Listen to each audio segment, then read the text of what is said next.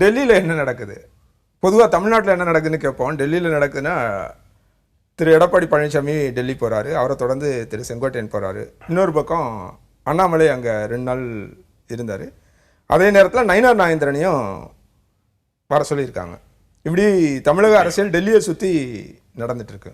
அதிமுகவின் சின்னமான இரட்டைகளை சின்னம் தொடர்பான வழக்கு உயர்நீதிமன்றத்தில் யாருமே எதிர்பாராத அளவுக்கு ஒரு உயிரோட்டமாக கிளம்ப ஆரம்பித்த போதே ஒருவித பதட்டமும் சந்தேகமும் பல கேள்விகளும் எல்லார் மனசில் எழுந்தது. அதிமுக தொண்டர்களுக்கே அது ஒரு கேள்வியும் குழப்பமும் கலந்த ஒரு மனநிலை தான். அங்கே ஒரு தீர்ப்பு கிடைக்கப்பட்டு அந்த சின்னத்தை பற்றி, சின்னத்தை கொடுப்பதா எடுப்பதா யாருக்கு சொந்தம் அப்படிங்கிற அந்த கேள்வியை, பிரதான கேள்விக்கான பதிலை தேடுங்கன்னு அந்த அதிகாரத்தை தேர்தல் ஆணையத்தில் கொடுத்த போதும் கிட்டத்தட்ட அந்த காலகட்டத்திலேயே எடப்பாடியினுடைய சம்மந்தி வீட்டில் நடந்த மிகப்பெரிய ரெய்டு, அதே காலகட்டத்தில் தினகரன் டெல்லி போயிட்டு வந்து பயன்படுத்தின சில வார்த்தைகள், ஓபிஎஸ் அவ்வப்போது சொல்லிட்டு இருக்கிற சில கருத்துக்கள், யாருமே எதிர்பாராத வகையில் ஒட்டுமொத்த தமிழ்நாட்டு அரசியல் களமே அவரை அப்படி பார்த்ததில்லையேன்னு ஆச்சரியப்படுகிற அளவுக்கு செங்கோட்டையன் நடந்து கொண்ட விதம், அவர் வெளிப்படுத்திய சில கருத்துக்கள், இது எல்லாமே ஒரே காலகட்டத்தில் நடந்துட்டு இருக்கும்போது கடந்த 2 மாதங்களாக நான் சொல்லிட்டு இருக்கிறேன், வரப்போகிற வாரங்களில் அதிமுகவை மையப்படுத்திய அரசியலில் பல மாற்றங்கள் ஆச்சரியங்கள் நடக்கும்னு நான் சொல்லிகிட்டே இருந்தேன். அதனுடைய ஒரு பகுதி தான் இப்போ டெல்லியை மையப்படுத்திய பயணங்கள், அது தொடர்பான விஷயங்கள். ஏன்னா வெளிப்படையாக கருத்தை சொன்ன எடப்பாடி முழுசாக வெளியே சொல்ல மாட்டார், அப்போ யூகங்களுக்கு அவரே வழிவகுக்கிறார்.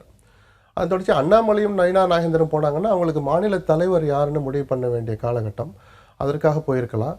எடப்பாடி அமித்ஷா சந்திப்பில் அண்ணாமலையினுடைய தொடர்ச்சியை பற்றியும் ஒரு விவாதம் வந்ததாக ஒரு தகவல் இருக்குது.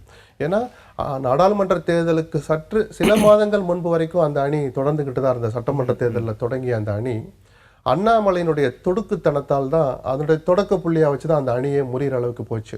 அதே அண்ணாமலையை இப்போதும் தொடர்கிற போது அந்த பிஜேபியோடு அதிமுக கூட்டணி வைத்தால் தொண்டர்கள் ஏற்பார்களா அப்படின்னு ஒரு நியாயமான கேள்வியை எடப்பாடியும் அவரோடு போயிருந்தவங்க கூட எழுப்பியிருக்கலாம். அதில் கொஞ்சம் உண்மையும் இருக்குது. ஏன்னா காரணமே இல்லாமல் அதிமுகவுடைய தலைவர்களை அவர் பல நேரங்களில் சீண்டினார். எடப்பாடி விமர்சிக்கிறது கூட இவருக்கு பதிலடி விமர்சிக்கலாம், சமகாலத்தில் போயிடும். மறைந்து போன தலைவர்கள்னு கூட பார்க்காம அவர் விமர்சித்த விதத்தை உணர்வுள்ள எந்த அதிமுக தொண்டனும் ரசிச்சிருக்க மாட்டான். அதை மாற்றுகிற சூழல் இன்னைக்கு வராத போது அதே அண்ணாமலை தொடரலாமா அப்படின்னு ஒரு விண்ணப்பம் மாதிரி கூட, அதாவது கமாண்டிங் பவர் எடப்பாடிட்டு இப்போ கிடையாது. நிபந்தனைகளை விதித்து அதன்படி நடந்து கொண்டால்தான் எந்த முடிவுக்கும் நான் உட்படுவேன்னு சொல்கிற நிலையில் இன்னைக்கு எடப்பாடி இல்லை. அதனால ஒரு கோரிக்கையா அல்லது அதை நினைவுபடுத்துற விதமா சிலதை சொல்லியிருக்கலாம். இல்லை, ஏன் இல்லைன்னு சொல்றீங்க? ஏன்னா அன்னைக்கு ஒரு முதலமைச்சராக இன்னைக்கும் ஒரு எதிர்கட்சி தமிழ்நாட்டில் ஒரு பிரதான இருந்தார். இன்னைக்கு பல ஆயுதங்களை அவங்க கையில் வச்சிருக்கிறாங்க. எடப்பாடிக்கு எதிராக பிரயோகிக்க வாய்ப்புள்ள பல ஆயுதங்கள் இன்னைக்கு அமித்ஷா கையில் இருக்கு, மத்திய அரசின் கைகள் இருக்கு, மத்திய அரசின் விசாரணை ஏஜென்சிகள்கிட்ட இருக்கு. அவங்க நினைச்சா யாரையும் எதையும் செய்ய முடியுங்கிற அந்த மனநிலையை, அந்த சூழ்நிலையை பலரும் புரிய வச்சுக்கிட்டு இருக்கிறாங்க பிஜேபி. இந்தியாவில் பல மாநிலங்கள் அது நடக்குது.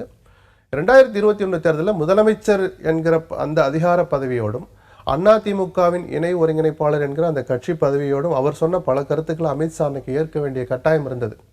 ஒன்றுபட்ட அதிமுக அவசியம் இல்லை, இதேல இருந்தா கூட நான் 150 தொகுதி ஜெயிச்சிடுவேன் அப்படின்னு சொன்னபோது இது உங்களுக்கான தேர்தல்னு சொல்லிட்டு தான் அவர் ஏஞ்சி போனார். அந்த எடப்பாடியினுடைய தன்னம்பிக்கை கலந்த அந்த கணக்கு தப்பு கணக்கா போனதை அமித்ஷா ரசிச்சிருக்க மாட்டார். நாடாளுமன்ற தேர்தலில் தொடுக்குத்தனம் பண்ணது அண்ணாமலைனா கூட அதை ஜெயலலிதா அந்த இடத்தில் இருந்திருந்தால் எடப்பாடியினுடைய இடத்தில் அதை அவர் அணுகி இருக்கிற விதம் வேறையா இருந்திருக்கும். அதே அண்ணாமலை அந்த பதவியில் வச்சிருக்கிறீங்களோ எடுக்கிறீங்களோ என்னோட கூட்டணி வேண்டுமானால் இப்படிதான் அவர் ஒரு தனி ட்ராக் எடுத்து அதை நிரூபித்து நடைமுறைப்படுத்தி காட்டியிருப்பார்.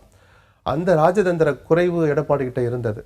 அதையும் அமித்ஷா ரசிச்சிருக்க மாட்டார். ஸோ 2 வாய்ப்புகள் உங்களுக்கு நாங்கள் கொடுத்தோம், இனிமேலும் ஒரு வாய்ப்பு கொடுக்க மாட்டோம் அப்படின்னு ஒரு கமாண்டிங் இடத்துல தான் அமித்ஷா கைகளில் இருக்கிற பேப்பர், சில பிரச்சனைகள், தேர்தல் ஆணையங்கிறது மறைமுகமாக பிஜேபியில் தான் கடந்த 5 ஆண்டுகள் வரலாறு எடுத்து பார்த்தோம்னா இத்தனை விஷயங்கள் தனக்கு எதிராக அல்லது தன்னை பலவீனப்படுத்துவதற்கு வாய்ப்புள்ளதாக இருக்கிற போது ஒரு கமாண்டிங் பவர் எடப்பாடி வச்சிருப்பாருன்னு யாருமே நம்ப முடியாது. அந்த அடிப்படையில் சொன்னேன்.